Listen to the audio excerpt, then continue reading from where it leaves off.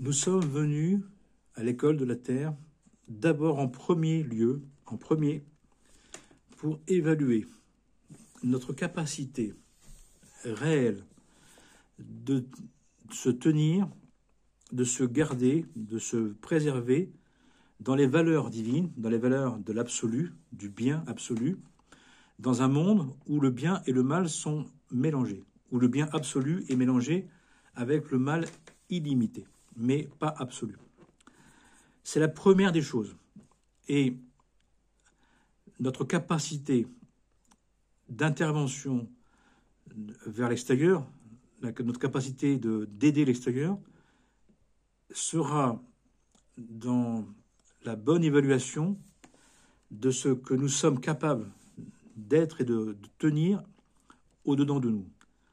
Si nous voulons intervenir au-delà de nos forces, si nous voulons influencer alors que nous n'arrivons pas à nous tenir dans les valeurs divines, nous allons nous effondrer et nous allons commencer à développer des formes de conception, d'idéologie et de croyances qui finalement sont des formes de vouloir personnel, de vouloir pouvoir personnel, d'agir, d'influencer, parce que finalement on n'arrive pas suffisamment à se tenir dans les valeurs divines. Nous sommes là d'abord en premier, essentiellement, pour nous tenir dans les circonstances, dans les situations, dans les valeurs divines. Après, éventuellement, si c'est possible, nous pouvons intervenir.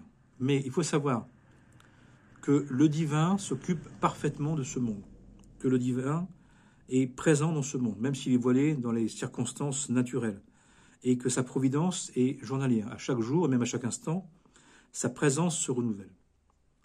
Donc, si on se fait croire, si on imagine que nous sommes là d'abord pour intervenir, alors qu'on ne se maîtrise pas, alors qu'on ne se connaît pas, alors qu'on n'a pas conscience des principes du divin, il est assez normal que dans des circonstances actuelles qui sont très dures, qui sont très mélangées, où le mal paraît illimité, eh bien qu'on soit déstabilisé, qu'on soit blessé, qu'on soit meurtri, qu'on soit déçu. Mais simplement, c'est parce qu'on veut intervenir au-delà de nos forces, au-delà de nos capacités. Parce que la première intervention que nous avons à avoir, que nous sommes, c'est la capacité à nous garder en silence et en paix, intérieurement dans la vérité, dans des circonstances, dans des relations qui n'en veulent plus, qui n'en veulent pas, qui sont contre, qui le repoussent, qui le refusent. C'est la meilleure manière d'intervenir et d'influencer, à la fois de belle manière, de manière juste et de manière humble, de manière forte et humble. C'est-à-dire qu'il y a bien à intervenir, mais par l'influence, par le rayonnement. L'influence par rayonnement est beaucoup plus sûre, beaucoup plus forte et beaucoup plus intense que l'interventionnisme, que l'action personnelle qui se bat contre le mal. Pour quelle raison? Parce qu'à chaque fois qu'on se bat contre le mal, on le renforce. Là où il y a la lumière, il n'y a plus d'obscurité. On dit que le mal, c'est une absence de lumière. Le mal, l'ignorance, c'est une absence de connaissance. Que la haine, c'est une absence d'amour. Que la guerre, c'est une absence de paix. C'est-à-dire que si nous étions intensément dans les valeurs divines de paix, de miséricorde, de compassion, d'amour, de conscience, de connexion intense avec le divin, le rayonnement que ça produirait ne permet pas au mal de rester, de s'accrocher. Par contre, ça met en évidence, la lumière enlève l'obscurité et encore une fois, va mettre en évidence le désordre, le mal. Le mal, c'est un désordre. C'est quelque chose qui n'est pas juste, quelque chose qui est en vrac, quelque chose qui est à l'envers, quelque chose qui est inversé, quelque chose qui est mélangé. Pourquoi je dis ça? Parce que les personnes ont l'idée qu'elles devraient intervenir au dehors, à l'extérieur, vers l'extérieur, alors qu'intérieurement, elles ne sont pas dans la certitude de la vérité. Elles sont friables, elles sont fragiles, elles sont légères, elles sont volatiles avec la vérité. Elles sont dans des croyances, dans des idéologies, elles sont dans des interprétations, dans des imaginaires. Tout sauf la certitude. La certitude se base sur la connaissance et l'expérience d'un fondement à l'intérieur de nous, un fondement, une fondation en nous, une pierre de certitude, une pierre sainte, qui fait que cette certitude ne peut pas nous ébranler, ne peut pas nous défaire, ne peut pas nous détruire. Les événements ne peuvent plus nous détruire. Les événements ne peuvent plus nous influencer, nous faire penser que Dieu n'intervient pas, que Dieu n'est pas présent, que le divin est absent. Mais cette certitude fait qu'on comprend que le divin intervient, que le divin s'occupe parfaitement de son monde, de l'extérieur. Et que notre rôle n'est pas d'abord d'agir à l'extérieur, mais d'abord d'être en Dieu à l'intérieur et d'y rester. Et c'est pour ça qu'on parle d'études quotidiennes, pour que le mental ordinaire puisse se rappeler de la connaissance, de garder connaissance, de ne pas perdre connaissance. Qu'on parle de méditation, de se laisser imprégner par la connaissance pour qu'on puisse justement retrouver le goût de la vérité, le goût de la paix, le goût des valeurs divines.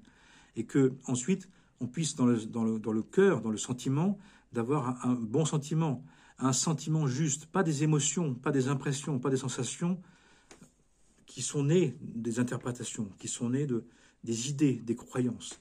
On doit avoir un sentiment né de la connaissance, et on doit se défaire des sensations nées de nos ressentis, de nos impulsions, de nos impressions, parce qu'elles sont flouées, parce qu'elles ne sont pas capables de percevoir le bien qui est mélangé au mal.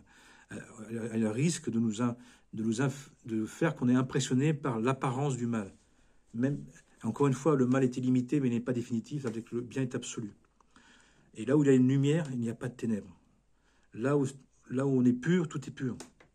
Et l'idée, c'est de purifier nos pensées, de purifier nos sentiments, donc nos paroles et nos actes, notre volonté, pour faire en sorte que on n'est plus impressionné par le mal. Si j'agis alors que je suis impressionné par le mal, je vais nourrir le mal. Je vais nourrir le mal qui est à l'extérieur, va rentrer en moi. Je vais le laisser en moi. Souvenez-vous, dans les évangiles, il est dit que Yeshua vient et vire les marchands du temple. Hein, il fait une corde et il vire, il enlève.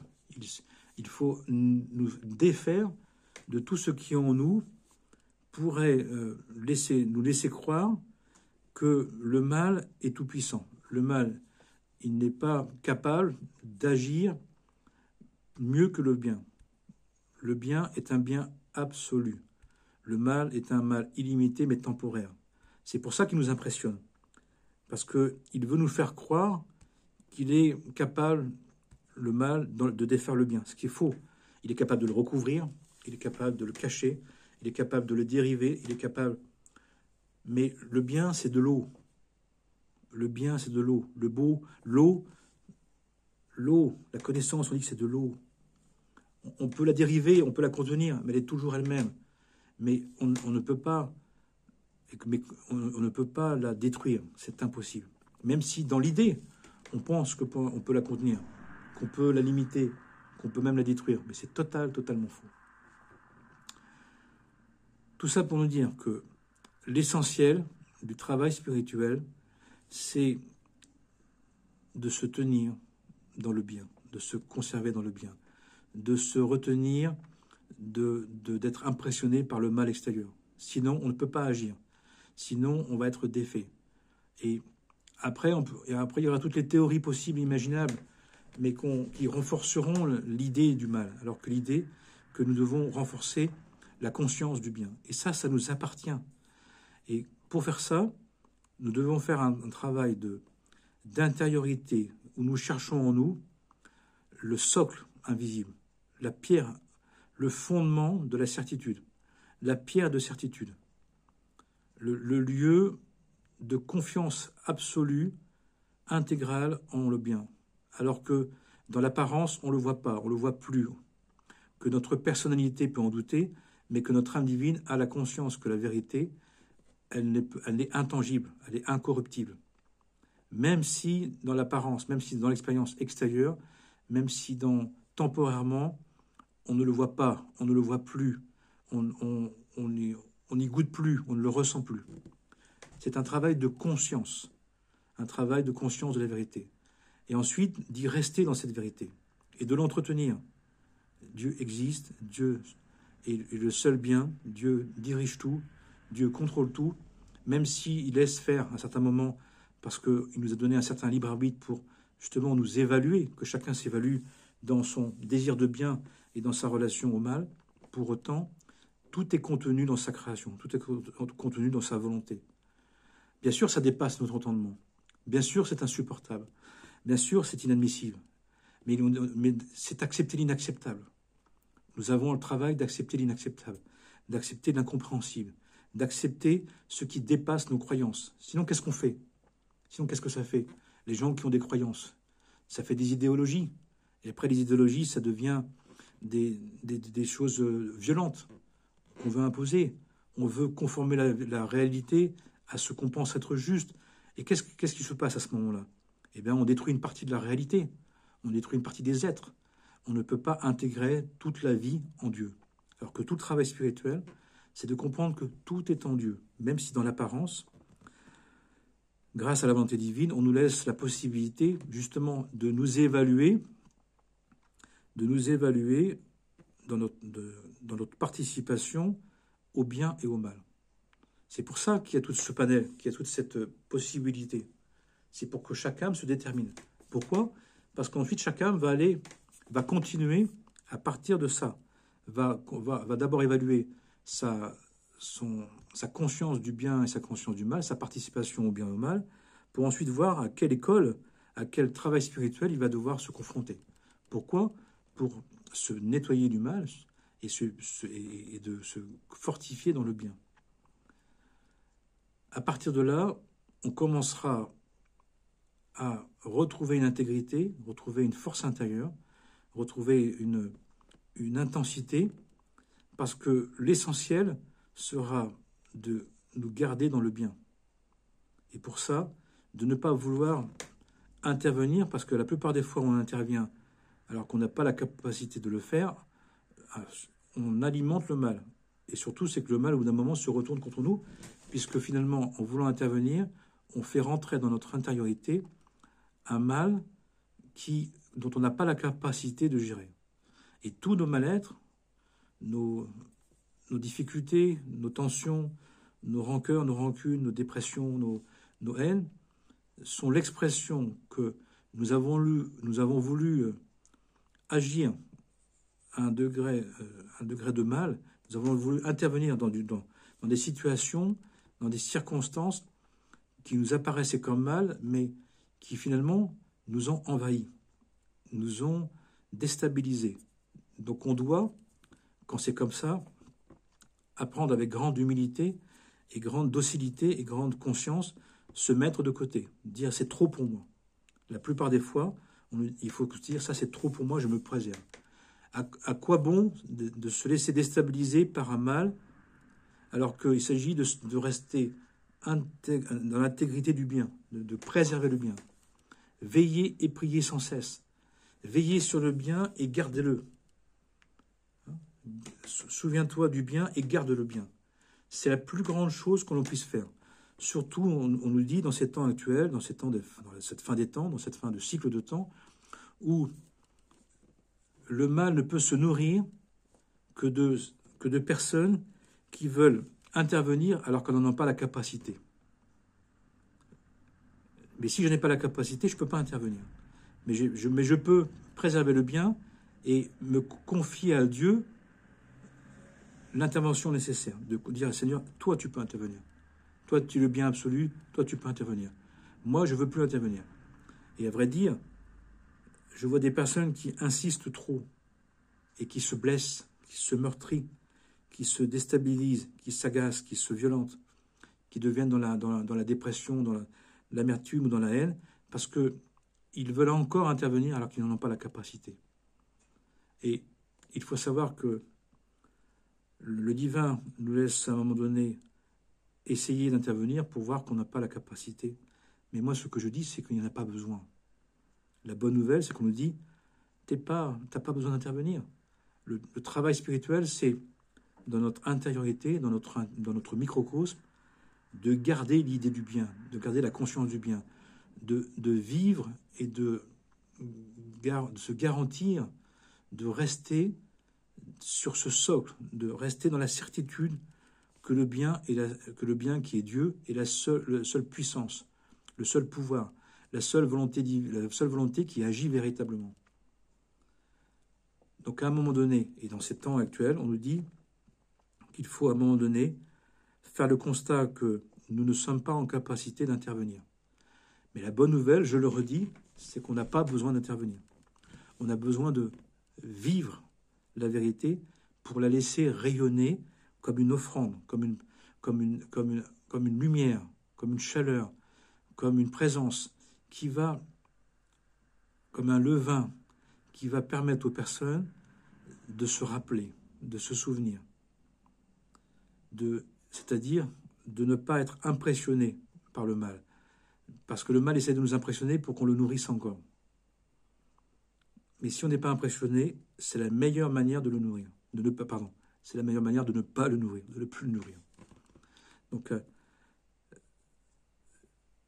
puissions-nous le faire, puissions-nous le dire, puissions-nous le vivre.